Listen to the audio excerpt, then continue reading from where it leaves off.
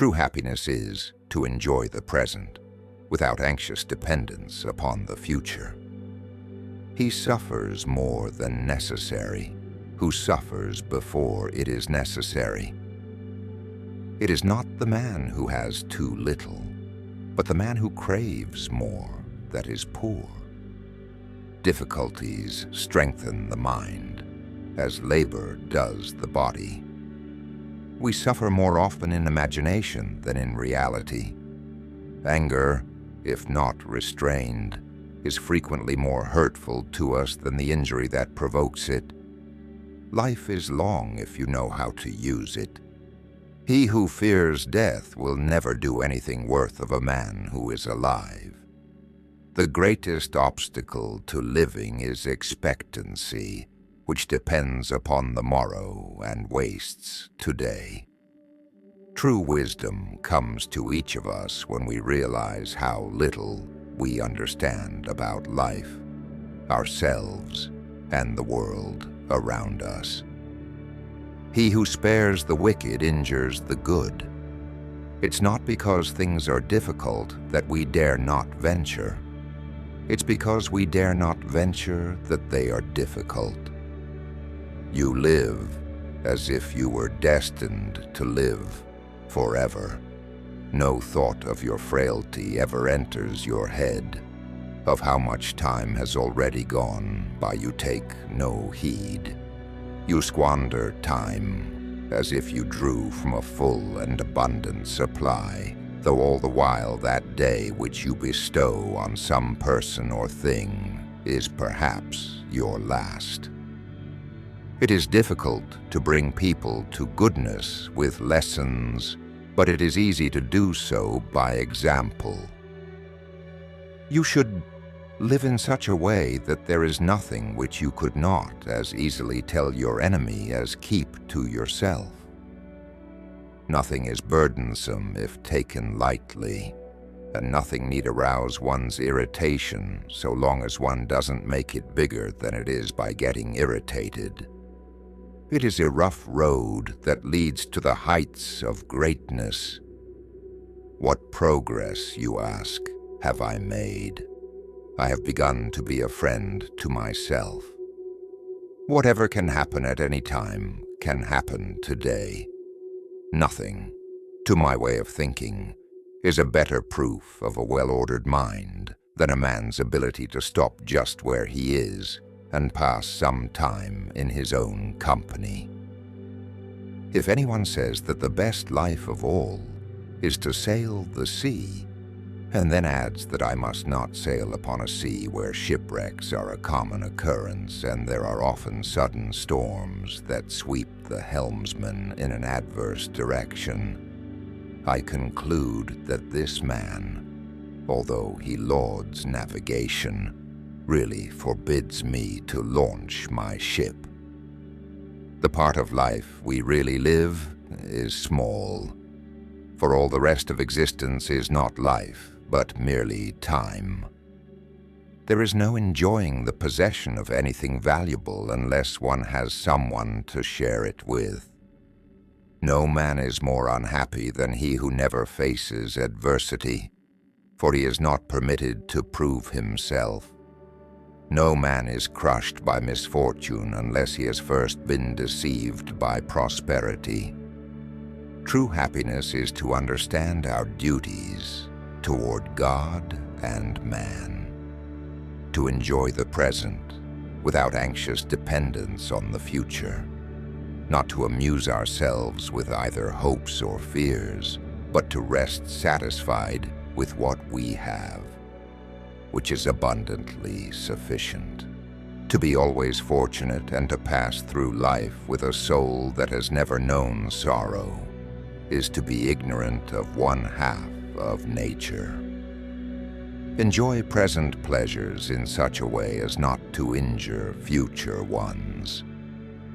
Life is like a play. It's not the length, but the excellence of the acting that matters. People are frugal in guarding their personal property, but as soon as it comes to squandering time, They are most wasteful of the one thing in which it is right to be stingy. Often a very old man has no other proof of his long life than his age. We are more often frightened than hurt, and we suffer more from imagination than from reality. It is not the man who has too little that is poor, but the one who hankers after more. But life is very short and anxious for those who forget the past, neglect the present, and fear the future. A gift consists not in what is done or given, but in the intention of the giver or doer. Withdraw into yourself as far as you can. Associate with those who will make a better man of you. Welcome those whom you yourself can improve. The process is mutual, for men learn while they teach. Sometimes even to live is an act of courage. You act like mortals in all that you fear, and like immortals in all that you desire. As is a tale, so is life. Not how long it is, but how good it is what matters. Hang on to your youthful enthusiasms. You'll be able to use them better when you're older. Begin at once to live, and count each separate day as a separate life. They lose the day in expectation of the night, and the night in fear of the dawn. If you live in harmony with nature, you will never be poor. If you live according what others think, you will never be rich. It takes the whole of life to learn how to live, and what will perhaps make you wonder more, it takes the whole of life to learn how to die. It is quality rather than quantity that matters. But when you are looking on anyone as a friend, when you do not trust him as you trust yourself, you are making a grave mistake and have failed to grasp sufficiently the full force of true friendship. For many men, the acquisition of wealth does not end their troubles. It only changes them. As far as I am concerned, I know that I have lost not wealth, but distractions. The body's needs are few. It wants to be free from cold, to banish hunger and thirst with nourishment. If we long for anything more, we are exerting ourselves to serve our vices, not our needs. If we could be satisfied with anything, we should have been satisfied long ago. What really ruins our character is the fact that none of us looks back over his life. Of all people, only those are at leisure who make time for philosophy. Only those are really alive, for they not only keep a good watch over their own lifetimes, but they annex every age to theirs. If what you have seems insufficient to you, then though you possess the world, you will yet be miserable. I have learned to be a friend to myself. Great improvement this indeed. Such a one can never be said to be alone, for know that he who is a friend to himself is a friend to all mankind. Men do not care how nobly they live, but only for how long, although it is within the reach of every man to live nobly, but within no man's power to live long. Remember that all we have is on loan from fortune, which can reclaim it without our permission, indeed without even advance notice. Thus we should love all our dear ones, but always with the thought that we have no promise that we may keep them forever. Nay, no promise even that we may keep them for long. All this hurrying from place to place won't bring you any relief, for you're traveling in the company of your own emotions, followed by your troubles all the way. We are members of one great body planted by nature. We must consider that we were born for the good of the whole. Throw aside all hindrances and give up your time to attaining a sound mind. And what's so bad about your being deprived of that? All things seem unbearable to people who have become spoilt, who have become soft through a life of luxury, ailing more in the mind than they ever are in the body.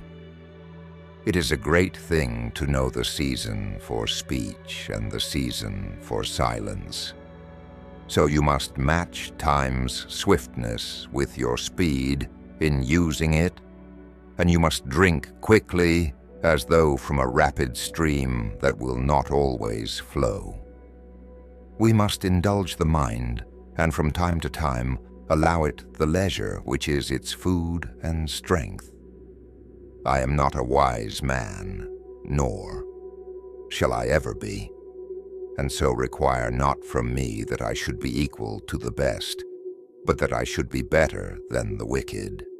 It is enough for me if every day I reduce the number of my vices and blame my mistakes.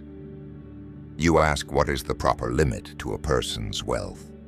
First, having what is essential, and second, having what is enough. Men whose spirit has grown arrogant from the great favor of fortune have this most serious fault. Those whom they have injured they also hate. There are more things to alarm us than to harm us, and we suffer more often in apprehension than reality. The fool, with all his other faults, has this also: he is always getting ready to live. Reason shows us there is nothing either good or bad, but thinking makes it so. Words need to be sown like seeds. No matter how tiny a seed may be, when it lands in the right sort of ground, it unfolds its strength, and from being minute expands and grows to a massive size. You must set your hands to tasks which you can finish, or at least hope to finish, and avoid those which get bigger as you proceed and do not cease where you had intended.